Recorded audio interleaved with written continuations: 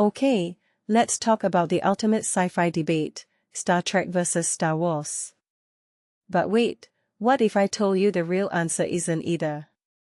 Yep, Andy Weir, the guy who wrote The Martian and Project Hail Mary, just dropped a curveball that changes everything.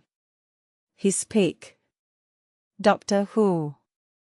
And honestly, the more I unpack this, the more it makes me rethink everything about these franchises. Stick with me here, because this isn't just nerdy trivia, it's a window into what sci-fi really means to us.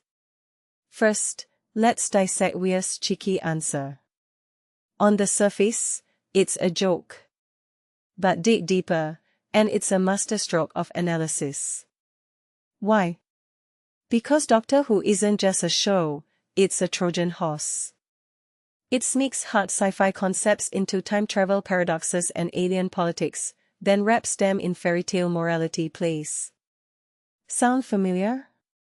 That's the entire DNA of both Trek and Wars, fused into one chaotic, 60-year-old Time Lord. And that's what makes Weir's choice so brilliant. It's not about picking a side, it's about rejecting the false binary altogether. Let's unpack the myth that Star Trek is the sciencey one. Sure, they've got warp equations and transporter tech, but how often does that sci-fi window dressing just handwave actual physics? The Martian made rocket science thrillingly real, yet Trek's holodecks and tribbles are pure fantasy. Weir, as a hard sci-fi craftsman, sees the gap. He loves Trek's optimism but rolls his eyes at its tech magic, and honestly, same.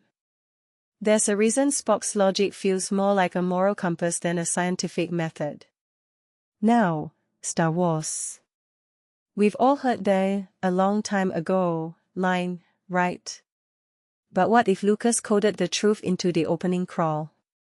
Wars isn't sci-fi, it's a space opera dressed in medieval hero tropes.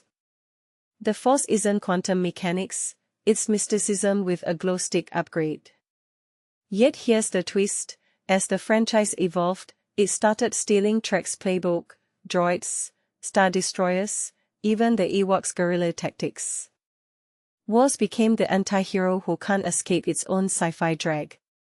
And I'm here for it. Which brings us back to Doctor Who.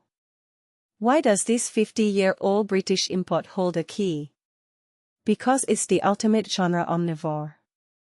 Last week's episode might be a cyberpunk allegory for NHS privatization. This week's a Shakespearean ghost story in a spaceship graveyard. It's Trek's moral grandstanding with War's mythic stakes, and somehow, it works. Weir, with his fanfiction history and science-first ethos, isn't just dodging the debate. He's exposing it as a false choice. The real future of sci-fi isn't choosing between utopian starships or lightsaber duels, it's embracing the messy, glorious collision of both. So here's the uncomfortable truth: we're arguing over comfort food while the buffet's on fire. Sci-fi isn't about rigid categories, it's about stories that mutate to fit our needs. Trek gives us hope, Wars gives us heroes, and Who gives us, well, everything else. Maybe Andy Weir's real genius isn't in writing survival thrillers, it's in seeing that the best sci-fi doesn't pick sides. It erases the chopped lines entirely. What if the next great space saga isn't a Trek, a War, or a Who, but something that doesn't even have a name yet? That's the question worth asking.